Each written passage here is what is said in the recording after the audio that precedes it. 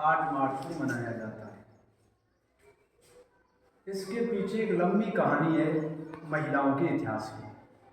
अब वो कहानी ये है कि 1908 में अमेरिका में महिलाएं हड़ताल करती,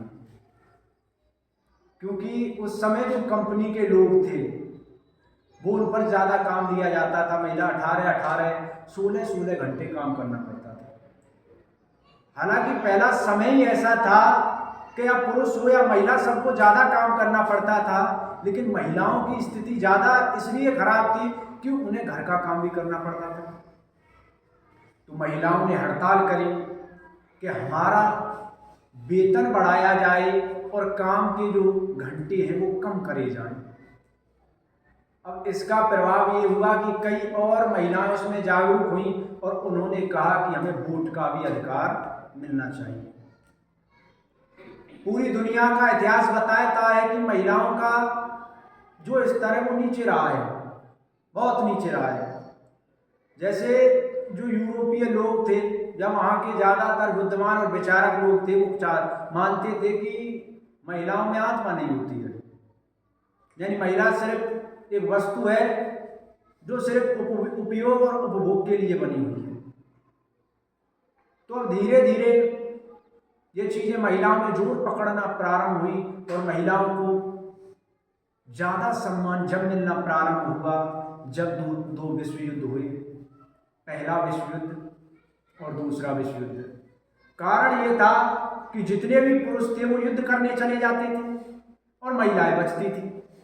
तो अब महिलाओं ने क्या कि कारखानों में काम करना प्रारंभ किया। अब जो अर्थव्यवस्था का कार्य था वो महिलाओं के हाथों में आ गया, और जब भी किसी के हाथों में अर्थ आता है उसका मूल्य और उसकी वैल्यू बढ़ जाती है। तो महिलाओं में जागरूकता आई, तो उन्होंने कहा कि हमें भी बराबर और समानता का अधिकार चाहिए। तो धीरे धीरे ये प्रक्रिया प्रारंभ होने लगी और महिलाएं शिक्षित समझदार होना प्रारंभ हो गई। अब भारत के अगर संदर्भ में देखा जाए महिलाओं के सम्मान के बारे में, तो हम अगर वैदिक काल की बात करते हैं, जिस समय ऋग्वेद का समय चल रहा था, महिलाओं का पूर्ण सम्मान था, उन्हें सारा सम्मान खूब मिलता था। परंतु जैसे जैसे उत्तर वैदिक काल आया महिलाओं का स्तर घटता गया और मध्यकाल में महिलाओं का शोषण चरम सीमा पर पहुंच गया। इसका कारण यह था कि मध्यकाल में भारत में अराजकता थी और सामंतवाद अपना ज्यादा चरम पर था। यानी भारत पर अन्य राजा या अन्य देशों के जो राजा थे वो आक्रमण कर रहे थे और भारत में कोई केंद्रीय सत्ता भी नहीं थी। जिसमें पुरुषों की भी दुर्गति थी तो महिलाओं की तो और ज्यादा होनी चाहिए। अब क्या हुआ कि मध्यकाल आते आते कि महिलाओं का स्तर इतना नीचे गिर गया कि जितनी भी भारत में बुराइयां आई ज्यादातर मध्यकाल में आई। पर्दा प्रथा का किसी भी शास्त्र में उल्लेख नहीं है, ये मध्यकाल की देन है। क्योंकि जो विदेशी लोग आते थे वो बड़े बहसी होते थे, इसलिए अपने चरित्र की रक्षा के लिए महिलाओं ने घूंघट गाड़ना प्रारंभ कर दिया। हमारे देश में बाल विवाह नहीं होते थे। बाल विवाह का भी यही कारण था कि अगर कोई युवती जवान है तो उसे कोई विधर्मी उठाकर ना ले जाए, इसलिए उनके बचपन में ही विवाह कर दिए जाते थे। हमारे यहाँ पहले रात में विवाह नहीं होते थे, इसी कारण रात में विवाह होना प्रारंभ हो गए। कई अनैतिक प्रथाएं चल गई, जैसे विधवा विवाह बड़ी समस्या थी कि विधवाओं का विवाह नहीं होता था। कई अच्छे अच्छे दार्शनिक आए और उन्होंने इस पर जोर पकड़ा, जिन्होंने कहा कि महिलाओं को भी वो चीज़ें मिलनी चाहिए जो पुरुष को मिलती है, क्योंकि उनका दृष्टिकोण परिपक्व था, उनमें समझदारी थी। तो धीरे धीरे उन्होंने सती प्रथा, बाल विवाह, दहेज प्रथा आदि ऐसी कुरीतियों का विरोध किया। लेकिन आज भी ग्रामीण क्षेत्रों में ज़्यादा कुरीतियाँ हैं। उतना सम्मान नहीं है महिला को जितना होना चाहिए। कारण इसका है कि वास्तव में जो टॉपिक हैं या जो बातें हैं उन पर विचार करना चाहिए, उन पर कोई विचार करता ही नहीं है। कि महिलाओं का शोषण क्यों हुआ, इस बात पर कोई गौर देता ही नहीं। हमारे यहाँ पूरी दुनिया में अब आधुनिक समय चल रहा है, मॉडर्न टाइम चल रहा है, परंतु मॉडर्नता लोग समझते नहीं है किसे कहते हैं। वो समझते हैं कि अगर हम छोटे वस्त्र पहनना प्रारंभ कर दें, आधुनिक वस्त्रों में सुसज्जित हो जाएं, कोई वस्त्र आधुनिक नहीं है। क्योंकि हमारा पहनावा हमारी भौगोलिक स्थिति के आधार पर है। कई अन्य यूरोपीय देश हैं, उनका पहनावा उनकी जो जलवायु है उसके आधार पर है। तो हमारे यहाँ महिला को सिर्फ एक ही चीज जागरूक कर सकती है, वो है शिक्षा। दूसरी है कि महिलाओं को ताकतवर बनना चाहिए। हमारा जो पुरुष समाज है उसकी सोच थोड़ी सी अभी भी पुरुषवादी है, जो पुरुष को अधिक महत्व देती है और महिलाओं को कम देती है। इसका एक कारण यह है कि अगर गांव में कोई लड़की दौड़ करने जाए सड़क पर, तो 4 लड़के उसे देखने जाएंगे, यानी उसका दौड़ करना भी वो दुश्वार कर देंगे। यानी हम चाहते हैं कि हमारा देश तरक्की करे, लेकिन हम ये नहीं चाहते कि हमारे पड़ोस में कोई तरक्की करे। अच्छी बातें हम सब बना लेते हैं। अब क्या है कि सबसे बड़ा आज का जो मुद्दा है कि महिला अपनी जो दिशाएं उनसे भटक गई है। जितना भी बाजार चलता है वो महिलाओं पर चलता है। कारण कि महिलाएं भावनात्मक होती हैं, वो किसी वस्तु को खरीदती हैं तो वो भावनाओं से सोचती हैं, बौद्धिकता से नहीं सोचती हैं। इसलिए उन्हें मूर्ख बनाना आसान है। तो इसलिए उन्होंने भावनात्मकता का त्याग नहीं करना है, अपनी बौद्धिकता को बढ़ाना है। जितनी भी ज्यादातर कंपनियां हैं सब महिलाओं के लिए प्रोडक्ट बनाती हैं, वो चाहती हैं कि महिलाएं इन्हें खरीदें। तो एक कहानी थी, मैंने पढ़ी थी कि एक बार एक महिला दिवस का आयोजन हुआ और उसमें महिलाओं के बारे में बताया जा रहा था। तो एक महिला खड़ी हुई, आधुनिक वस्त्रों में सुसज्जित थी और उसने पुरुषों को गाली देना प्रारंभ कर दिया कि पुरुषों को अपनी सोच में परिवर्तन करना चाहिए, कि हमारे पहनावे को देखकर उन्हें कोई भी टीका टिप्पणी नहीं करनी चाहिए। तो भीड़ बड़ी तालियां बजा रही थी। तो एक पुरुष उसमें से खड़ा हुआ और वो स्टेज पर गया और उसने कहा कि मैं कुछ कहना चाहता हूं। तो उसने एक सवाल किया कि मैं आपको कैसा लगता हूं, अच्छा या बुरा, शरीफ या बदमाश? तो सबने कहा कि आप अच्छे हैं। तो उसने कहा कि माता और बहनों, आप बताइए कि मैं आपके सम्मुख खड़ा हूं, आप में मुझे क्या दिखाई देता है? तो किसी ने कहा कि आप में बेटा दिखाई दे रहा है, किसी ने कहा भाई दिखाई दे रहा है। वो स्टेज पर खड़ा था, उसने कपड़े उतारना प्रारंभ कर दिया।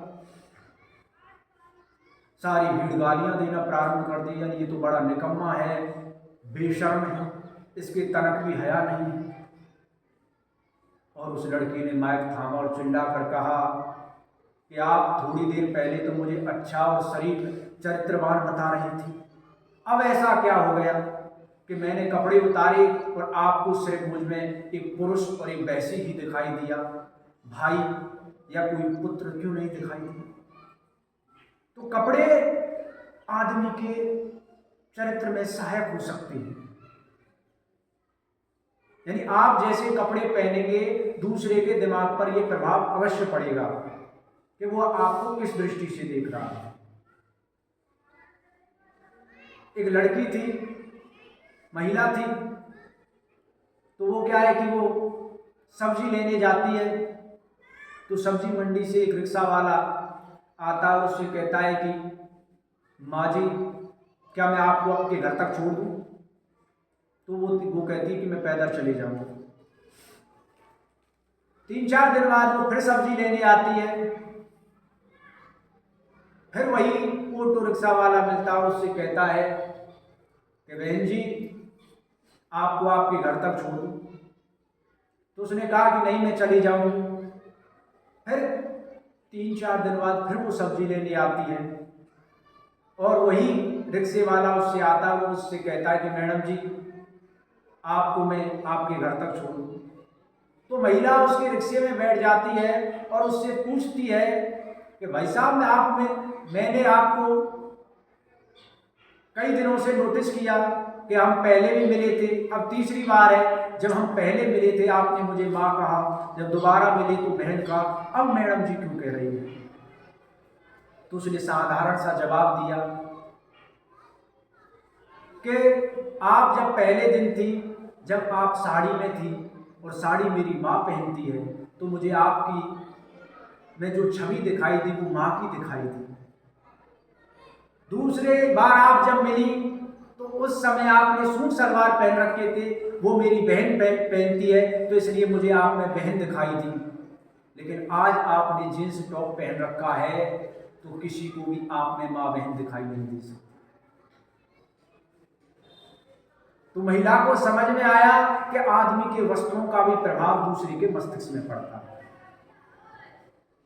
एक बहुत बड़ा अमीर व्यक्ति था, वो अपनी लड़की को समझा समझा के थक गया, तो उसने कहा कि अब एक प्रैक्टिकल किया जाए। तो उसने अपनी बेटी को एक अच्छा सा स्मार्टफोन दिया और कहा